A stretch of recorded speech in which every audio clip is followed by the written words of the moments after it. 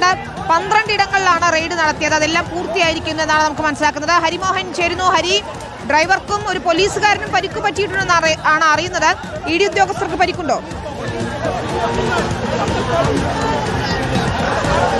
വിനിത, ഇല്ല, E D ഉദ്യോഗസ്ഥർക്ക് പരിക്കില്ല എന്ന് തന്നെയാണ് നമുക്ക് ഇതുവരെയുള്ള വിവരം. ഇ ഡി ഉദ്യോഗസ്ഥർ സഞ്ചരിച്ചിരുന്ന വാഹനം ഓടിച്ചിട്ടുള്ള ഡ്രൈവർ ഷ്യാമിനാണ് പരിക്കേറ്റിട്ടുള്ളത്. അതായത് കണ്ണിന് തൊട്ടുമുകളിൽ കണ്ണിന് തന്നെ പരിക്കേറ്റു എന്ന് പറയാം.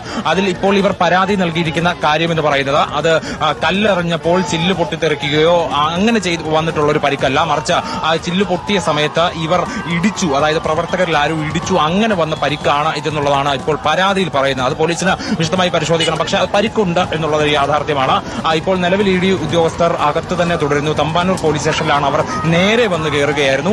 ഇവിടെ ഒരു പരാതി എഴുതി നൽകിയിട്ടുണ്ട്. ഇനിയിപ്പോൾ ഇവിടെ നടക്കേണ്ടുന്ന ഒരു കാര്യം ഇവരുടെ മൊഴി രേഖപ്പെടുത്തി ഒരു കേസ് രജിസ്റ്റർ ചെയ്യുക എന്നുള്ളതാണ്. പക്ഷേ നിലവിൽ ഈ സംഭവം നടന്ന സ്റ്റേഷൻ പരിധി ഇതല്ല എന്നുള്ളത് കൊണ്ട് ഇവിടെ കേസ് ഒരു 0 FIR രജിസ്റ്റർ ചെയ്ത ശേഷം മ്യൂസിയം പോലീസ് സ്റ്റേഷനിലേക്ക് ഫോർവേഡ് ചെയ്യും എന്നുള്ളതാണ് മനസ്സിലാക്കാൻ കഴിയുന്നത്.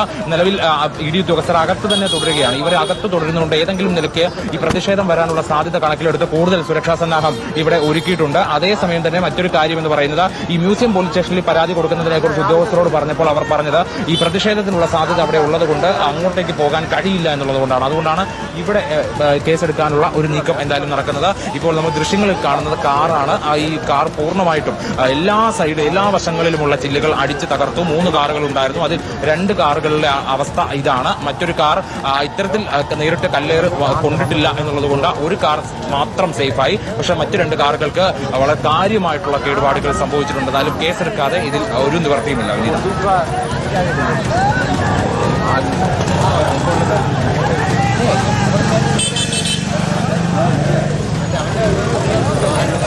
TV പ്രസാദ് കൂടിയുണ്ട്. പ്രസാദ്, അതാണ് ഇ ഡി വാഹനം ആക്രമിച്ചു തകർത്തു. അതിന് പിന്നാലെയും സംഘർഷമുണ്ടായി. SFI പ്രവർത്തകരെ കസ്റ്റഡിയിലെടുക്കാൻ ശ്രമിച്ചത് സംഘർഷത്തിലേക്ക് എത്തിച്ചിട്ടുണ്ട്. ഇപ്പോൾ സ്ഥിതിഗതികൾ ശാന്തമായിട്ടുണ്ടോ? അല്പം മുൻപ് ഒരു യുദ്ധസമാന സാഹചര്യമായിരുന്നു തലസ്ഥാനത്ത് എന്ന് പറയേണ്ടി വരും. 3 വാഹനങ്ങളുടെയും ഗ്ലാസ് തകർത്തു. 8.5 മണിക്കൂർ നീണ്ട പരിശോധനയ്ക്കൊടുവിൽ മടങ്ങുമ്പോൾ ഇ ഡി ഉദ്യോഗസ്ഥർക്ക് ജീവൻ കൊണ്ട് ഓടേണ്ടി വന്നു എന്നുള്ള അവസ്ഥയായിരുന്നു. അത് തന്നെയാണ് വിനീത. അതുകൊണ്ട് തന്നെ ഇവിടെ ഇപ്പോഴുള്ള SFI പ്രവർത്തകരെ അറസ്റ്റ് ചെയ്യാനുള്ള ഒരു നീക്കമാണ്. നമുക്ക് പിറകിൽ കാണാം. കൂടുതൽ പോലീസ് ഉദ്യോഗസ്ഥർ ഇവിടേക്ക് വരികയാണ്. മുതിർന്ന പോലീസ് ഉദ്യോഗസ്ഥർ ഉൾപ്പെടെ ഇവിടെ തമ്പടിച്ചിട്ടുണ്ട്.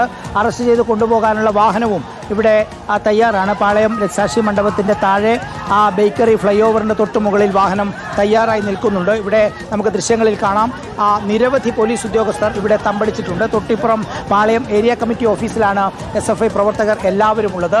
SFI പ്രവർത്തകരെ അറസ്റ്റ് ചെയ്യാനുള്ള ഒരു നീക്കം അതാണ് പ്രധാനമായും പോലീസ് ഉദ്ദേശിക്കുന്നവരെ സംബന്ധിച്ചിടത്തോളം വലിയ സംഘർഷം ഉണ്ടായിരിക്കുന്ന സാഹചര്യത്തിൽ പ്രതികളെ അറസ്റ്റ് ചെയ്യുക എന്നുള്ളത് തന്നെയാണ് പോലീസ് ഉദ്ദേശിക്കുന്നത്. പക്ഷേ അങ്ങനെയെങ്കിൽ ഈ പാർട്ടി ഓഫീസിൽ കയറി പ്രവർത്തകരെ അറസ്റ്റ് ചെയ്യുമോ എന്നുള്ളതാണ് ഉയരുന്ന ഏറ്റവും പ്രധാനപ്പെട്ട ചോദ്യം. അങ്ങനെയെങ്കിൽ അത് ബേക്കറിയിൽ നമ്മൾ കണ്ട സംഘർഷത്തിൻ്റെ അതിലും വലിയ സംഘർഷത്തിലേക്ക് നീങ്ങാനുള്ള സാധ്യതയിലേക്കാണ് കാര്യങ്ങൾ പോകുന്നത്.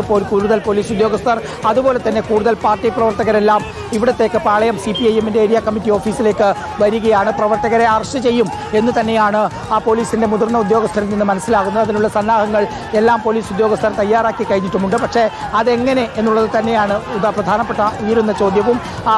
SFI പ്രവർത്തകരെല്ലാം ഇപ്പോൾ പാളയം ഏരിയ കമ്മിറ്റി ഓഫീസിലുണ്ട്. പാളയം ഏരിയ കമ്മിറ്റി ഓഫീസിൽ കയറി അറസ്റ്റ് ചെയ്യുമോ, അതല്ലെങ്കിൽ മറ്റൊരു തരത്തിൽ പോലീസ് സ്റ്റേഷനിലേക്ക് കൂടുതൽ മുതിർന്ന ഉദ്യോഗസ്ഥർ ഇവിടേക്ക് എത്തുന്ന ദൃശ്യങ്ങളാണ് നമുക്ക് കാണുന്നത് വിനീത.